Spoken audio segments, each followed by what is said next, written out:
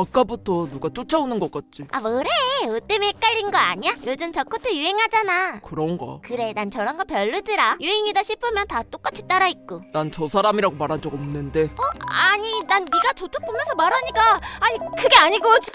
주인아. 또 나한테 사람 붙였어? 제발 그만 좀 해! 아 잠깐 엄마 친구들이랑 있어서 나중에 전화할게.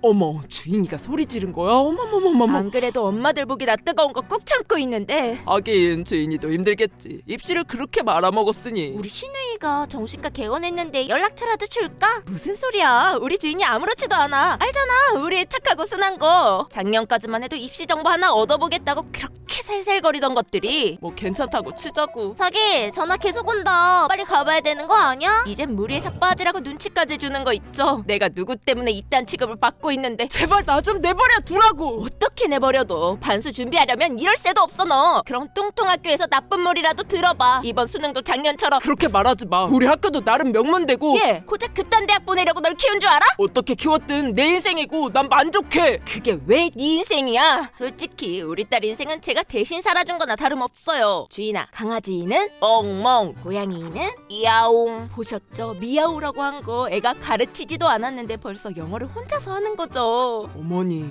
정말 놀라운데요? 24개월에 이런 언어 능력이라니 영재가 확실합니다. 생후 527일째 되던 날 딱 알겠더라고요. 얘가 뭘 하나 해도 대단하게 해낼 애구나. 그때부터 제 인생은 딸에게 올인했어요. 영재원부터 4세고시, 7세고시, 초중고 모두 수석을 놓친 적이 없었죠. 뭐 지는 지 혼자 노력해서 이룬 거다 말하겠지만 엄마 주변에 있을 테니까 끝나기 30분 전에 연락해.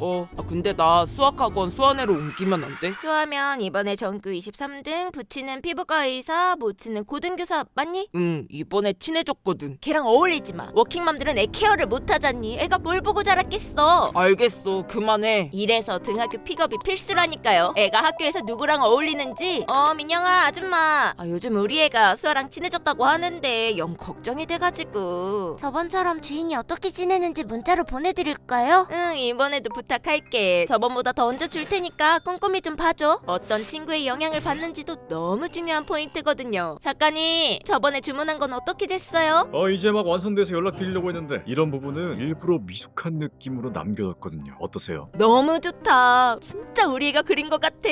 무슨 말씀이세요? 이거 주인이가 그린 건데.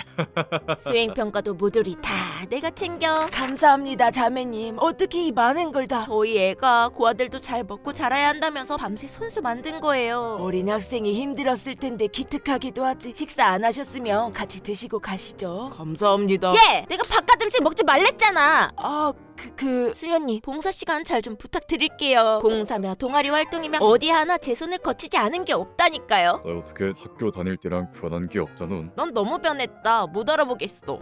그치. 나도 나이가 있으니까. 더 멋있어졌다고. 교수님이 이렇게 섹시하면 학생들 집중 못하는 거 아냐? 엄마가 인맥으로 입시 정보까지 다 게다 떠먹여주는데 공부 지는 그거 하나만 제대로 하면 될걸. 저 OMR 카드 교체할게요. 학생 괜찮아요? 땀을 너무 많이 흘리는데. 수능날 맹장이 터질 게 뭐냐고요. 네가 수능만 제대로 봤어도 나도 안 이래. 난 맹장 터지는 와중에도 끝까지 풀었어. 최선을 다했고 난 만족한다고. 그럼 엄마는? 엄만 이제까지 너 하나 보고 살았어. 알아. 그래서 나도 엄마한테 미안하게 생각하고. 미안하면 엄마 위해서 딱 한 번만 더 해보자. 반수면 사실 한 번도 아니지, 안 그래? 근데 나 진짜 더는 못하겠어. 이거 보세요. 애가 몸만 커지 지 혼자선 숨도 제대로 못 쉬고. 오늘 소리 질러서 미안해. 그건 나중에 얘기하고 얼른 약부터 먹어. 약 하나도 지 손으로 못 챙긴다니까요. 한숨 푹 자. 엄마 어디 안 가니까. 혼자서 잠도 못 자는 딸을 어떻게 두고만 보겠어요. 내가 다 챙겨줘야지. 그러니까 과호흡 증상이 있으셨다는 거죠? 네, 제가 약 먹으면서 다른 증상은 많이 좋아졌는데 근데 갑자기 숨이 안 쉬어지니까 약 하나 받는 것도 다 제 몫이죠 뭐. 우리 딸한테 정신과 기록을 남길 순 없잖아요. 극한의 스트레스 상황에 노출될 때 과호흡이 나타나긴 하는데 극한 일로 극한까지야. 그렇게 가볍게 보실 문제가 아닙니다. 환자분은 기존 증상들도 모두 스트레스에서 비롯된 케이스잖아요. 계속 이런 상황에 노출되면 죽을 수도 있는 문제라니까 어쩌겠어요. 한동안 좀 풀어줘야겠다 싶었는데 나 찾지 마. 이게 가출을 해버렸네. 지가 그래봤자 제 손바닥 아니지만요.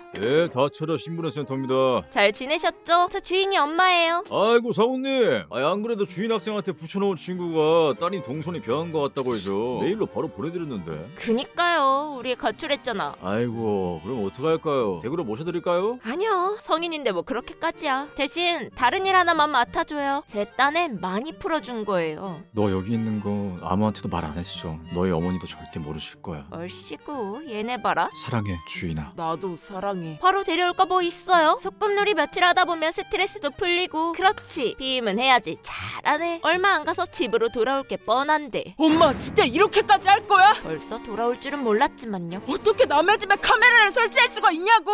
너 그걸 어떻게 알았니? 오빠가 그게 중요한 게 아니잖아. 중요하지. 일반인이 그걸 어떻게 알아봐. 좀 풀어줘 볼까 했더니 한시도 가만히 내버려둘 수가 없다니까요. 우리 애랑 헤어져요. 어머님, 저 주인이 진짜 사랑합니다. 봉투는 열어보고 말하죠. 우리 어떻게 남자를 골라도. 절대 못 헤어집니다. 이 금액으로는. 어디서 이런 놈을 골라왔는지. 조금만 더 쓰시죠. 사고 넘치는 게 돈인데 까짓거 못 내줄 것도 없죠 뭐. 우리 애 빨리 내보내는 게 학생한테도 이로울 거예요. 나중에 후회하기 싫으면 내가 친히 나서서 경고까지 해줬는데. 그러니까 말을 들었어야지. 결국에 터질 게 터지고 만 거예요. 참 우습죠. 이 짓도 한번 겪어봤다고 예전보다 훨씬 수월하게 부릴 사람들 연락 돌리고 그 집까지 찾아가서 복사해둔 열쇠로 문을 열 때는 콧노래까지 나오더라니까요. 주인아, 역시나 세상 모르게 자고 있었어요. 우리 딸 자니? 주인이 깰라. 조용히 해야죠. 딸은 끝까지 몰랐으면 했어요. 자기한테 목류병이 있다는 것도, 자기 손으로 사랑하는 사람을 죽여버렸다는 것도. 여기가 우리 선산. 여기다 처리하면 아무도 못 찾아요. 네, 일 끝나는 대로 연락드리겠습니다. 아, 맞다. 혹시나 유골 같은 거 나와도 놀라지 마세요. 우리 그이니까. 꿈결에 자기 손으로 아빠를 죽였다는 것도 우리 딸은 끝까지 모르길 바랐어요. 그래서 그랬던 거예요. 돌아오지도 않는 애인을 기다리고 기다리다 지쳐 돌아온 딸한테 절대 못 헤어집니다. 이 금액으로는.